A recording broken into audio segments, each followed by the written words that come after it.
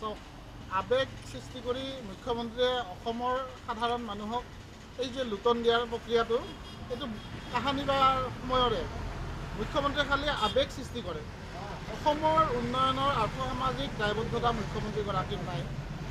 তেখেতে নিজৰ পৰিয়ালৰ যশস্যা বৃদ্ধি কৰাৰ কাৰণে নিজৰ নাম বৃদ্ধি কৰাৰ কাৰণে কোন মুহূৰ্তত কি কথা কয় তাৰ কোনো নিশ্চয়তা নাই।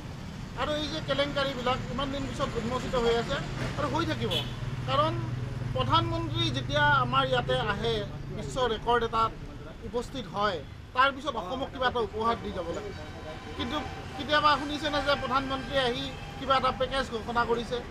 কিছুদিন আগতে এডভান্টেজ আছামৰ হৈ গ'ল, তাতে চাহ জনগোষ্ঠীৰ মজুৰিৰ কাৰণে তেওঁ কিবা চিন্তা কৰিলে নেকি, খাটি খোৱা মানুহৰ কথা তেওঁ কিবা চিন্তা কৰিলে নেকি।